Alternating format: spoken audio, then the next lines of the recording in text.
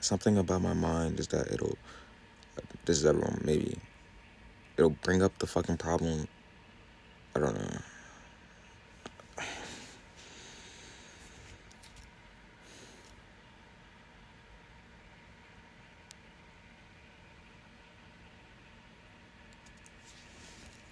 I feel like I should leave off with words of wisdom or like a call to action so that I can have people feeling like there's progress being made when they're not seeing me on the camera.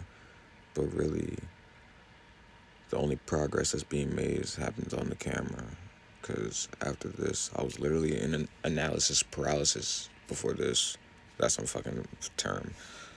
Where you just think about overthinking and you just get nowhere because of it and you just stay stagnant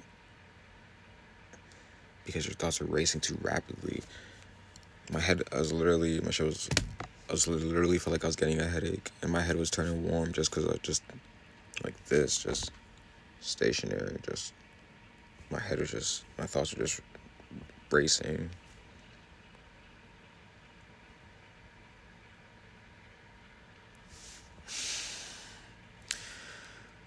I feel like that now a little bit, but I don't know if it's, well, I'm talking to somebody about it. Talking is important.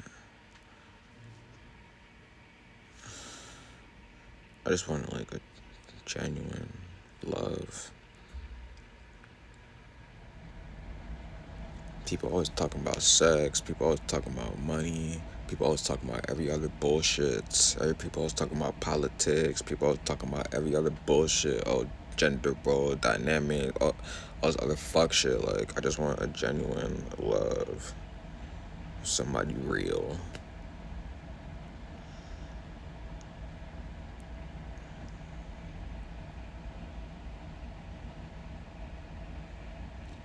I think I had that with Alicia, which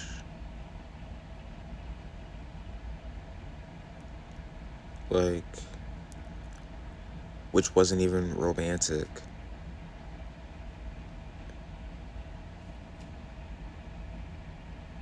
She was actually perfect. And then as far as the compromise for the things that you can't deal with a person goes, like, nah, I shouldn't have compromised. I'm thinking of everything. I shouldn't have just grinned and bared it. I'm thinking of everything now that she was crazy. But the parts are, I think I keep bringing her up, like well, she was a person. Should I bring up just the parts of her that aid me just because that's what I liked and then dismiss everything else? Like, I dismissed her ADHD and she kept telling me she had it and I just fucking, and now I'm realizing that I have it, and if I would have just took it seriously, I would have noticed the symptoms within her and within myself, and I would have been able to better alleviate both of our pains. But that's less harder to do when right now I'm in complete silence and deep contemplation. But with her, you can't get 2 seconds of silence. So for her to help herself, for her to help me help her, she should have just shut the fuck up a lot of the time.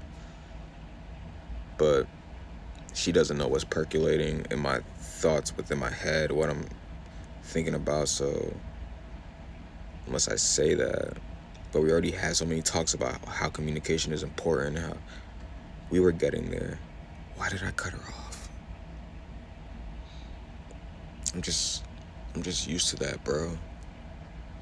When I don't want to be around you, like, and I don't have to, then. But then every time I think about her, I just think about how she's in the same predicament as me, where she's in her house and everybody is just, they all treat her how everybody treats me here. We were actually perfect. That's kind of crazy. We were actually the same person. Wow. The only difference is she didn't know how to approach other people having mistakes and like messing up, or what she categorizes as messing up. She didn't know how to approach it with love. And she admitted that to me though. But isn't that me helping her grow? That now she's able to see that because of me. And I was able to see some of my faults because of her. Isn't that what it's about? Fuck, bro. and I just dismissed her because of all the people who hurt me in my life. So the easiest thing for me to do for them would just be to dismiss them.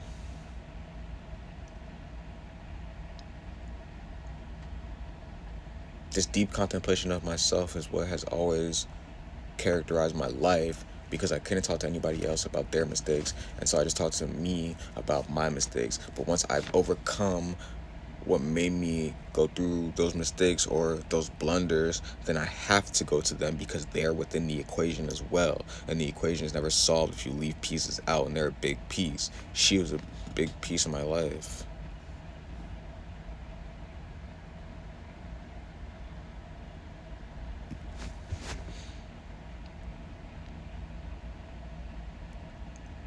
And then imagine when it's like looking in a mirror.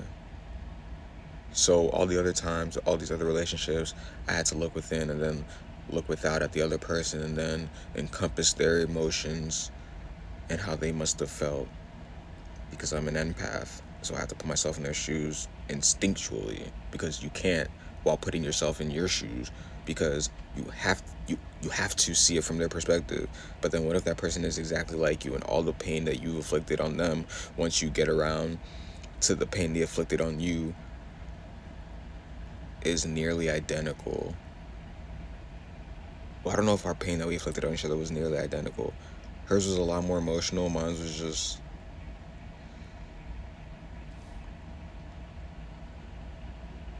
Mine was just like breaking her trust. Or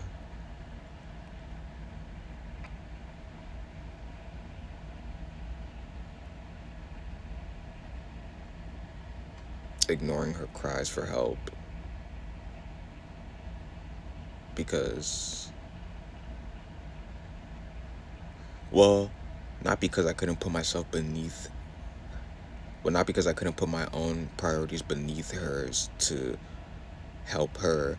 It was because she had always put me down. So where my natural inclination to put my priorities aside to help somebody would have naturally kicked in, she didn't allow them to, because she would just put me... Like when I got the job at McDonald's, and I was searching for a job before I got there, or not before I got there, but when I got there the first couple of weeks, when I finally got the job, after I showed her my resume, she was like, "Oh, this looks real nice." Then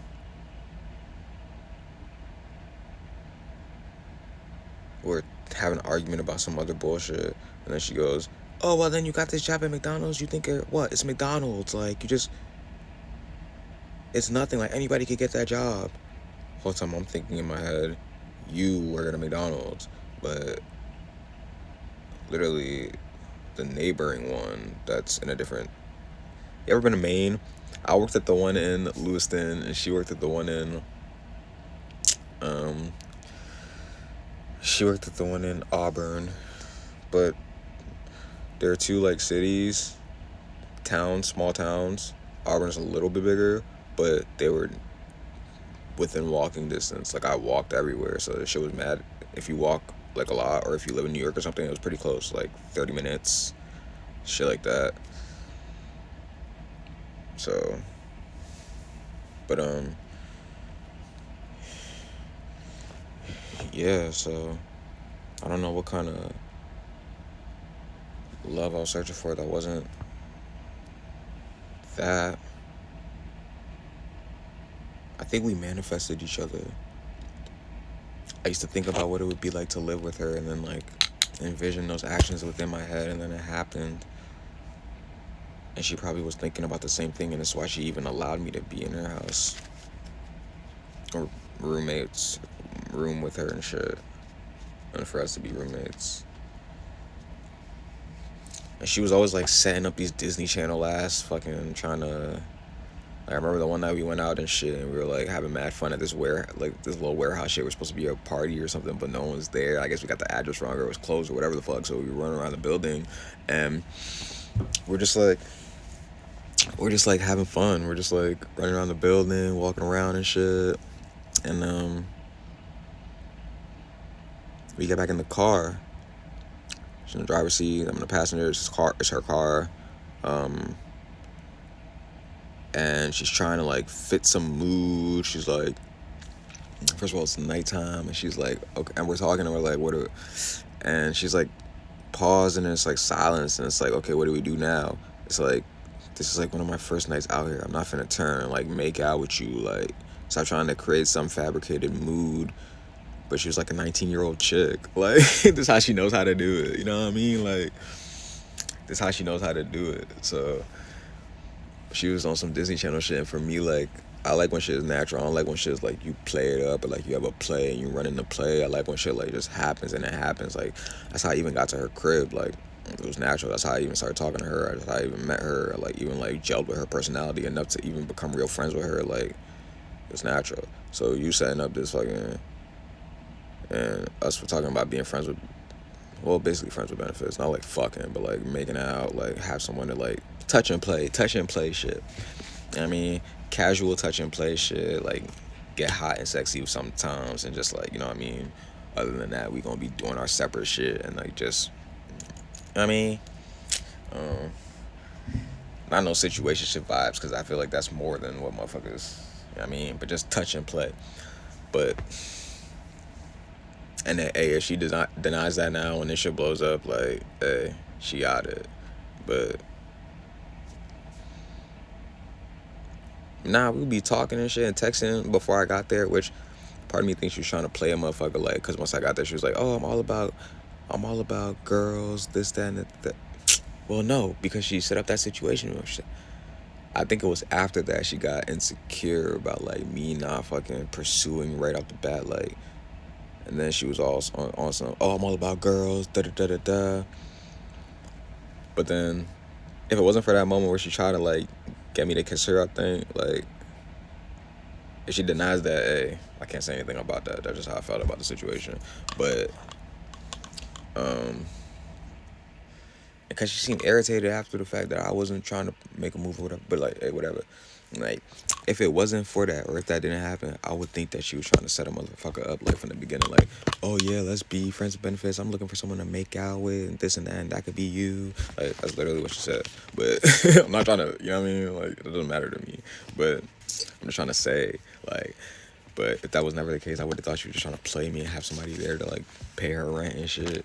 Like, because as soon as I got there, she was on some, oh, I only like girls, da da da da da. But I think she might have also told me that she was confused. But hey, I don't want to keep, if I misremember, I don't want to keep putting words in her shorty mouth or whatever. But long story short, bro, like, I don't know if I would have found something more perfect. Well, there's two ways to go about doing this shit because we were exactly the same. We could have grown, seen the world together, and both just elevated that way. We're talking about seeing the world together. That's not no. Just we were there, like we were just chilling on some French. Here's the thing, like she was my shorty. Like I would have. She would have ain't never had to pay for nothing. I would have got off my addictions. I would have got on my shit so fast. But she was just like, oh, we're friends. We're just cooling. That's how I felt about it too. So we're just friends, cooling. Like, you help me out here, I help you out there. Bada bing. Like, we bullshit sometimes. We do this and that. Like, we don't have to. Nothing has about it. It has to be sexual at all. And I always wanted to make her feel safe. That's why, like, the one day when she got mad at me because she was in the living room and I was in the kitchen. Mind you, the living room is like right connected to the kitchen. She had a cold or something. She didn't want to sleep in her bed in her room because she liked sleeping in the couch more. She said I was making too much noise when I was cooking my food. I didn't think so.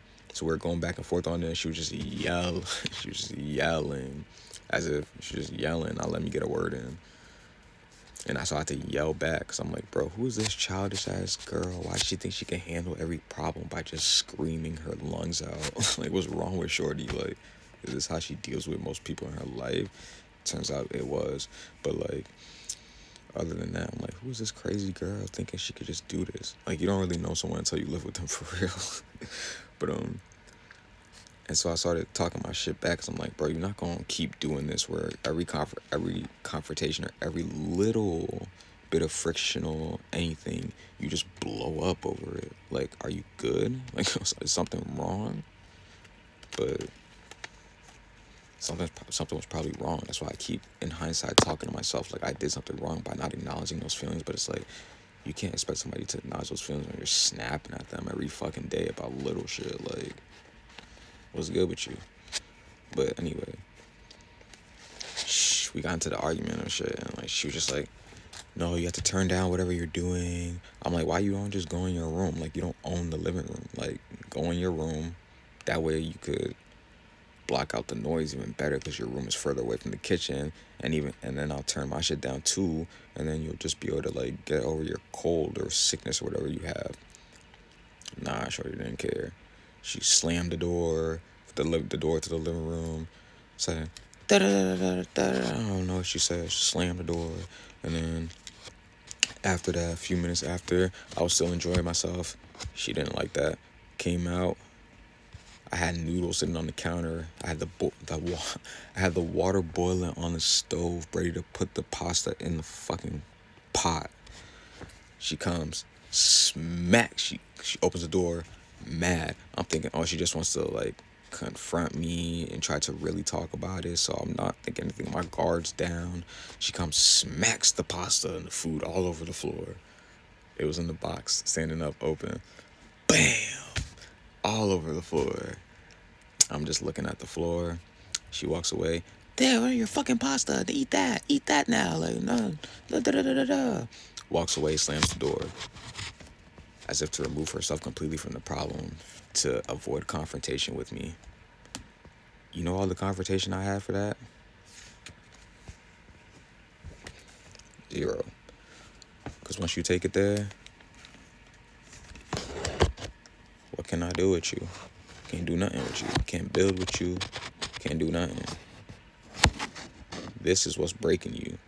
What happens when we get into anything that's ever real? How can I can't count on you not to throw my food all over the floor in a fit of rage, but I should be able to count on you as a partner for where we travel the world together and shit. No.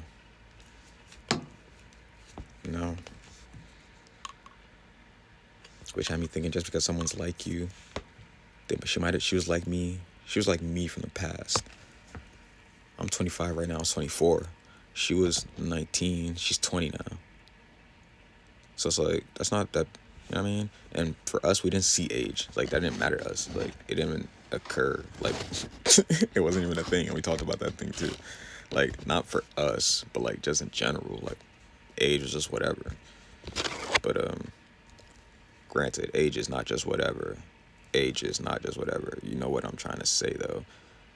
Like, of age, and then once you are in your adult life around grown-ups and adults, like, age is but a number. You know what I mean? But that's how we felt about each other. Like, age didn't even matter. It wasn't a thing. We were just people. You know? Like, for us, like, our music that we liked, like, the shit that we liked, it didn't pertain to us because of our race or anything. We were just people. And the fact that she got that,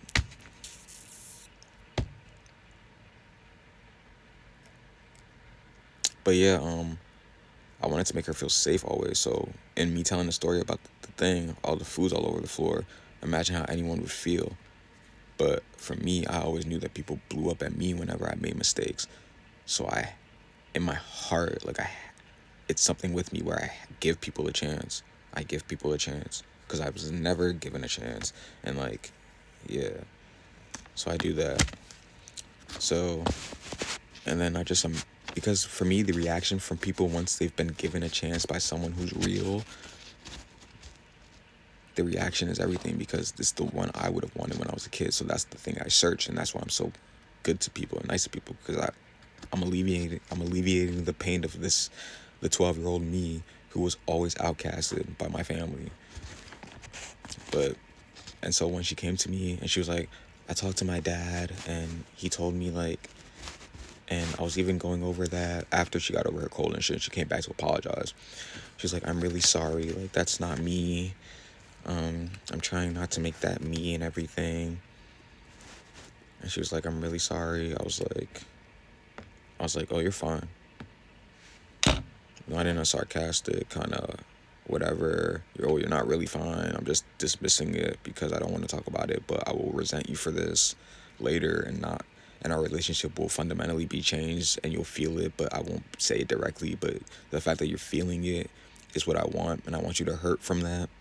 Nah, it was you're fine. Like you're good. Like you made a mistake and you just apologize for it, which means you're acknowledging your mistake, which means you're good. And the fact that I don't have food to eat because of you doesn't mean more than the fact that you apologize, because I value real. I get my nourishment from people being real more than I get it from food. That's why all my family members always, they're in a survival mindset.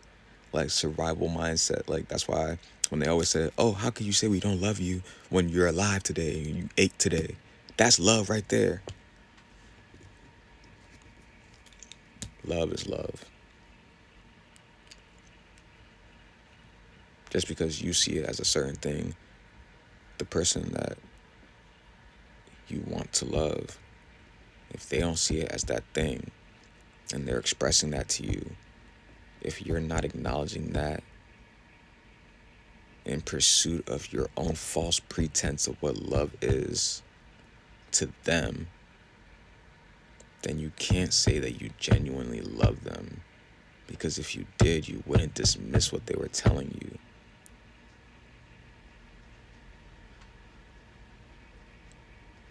You would acknowledge it.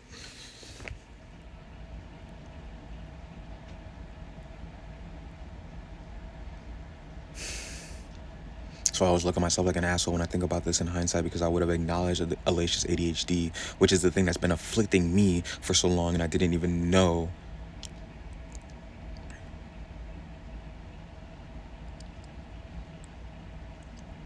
But then I would have to ask, but then I would have to say that she should acknowledge my pain. And it's like, you know,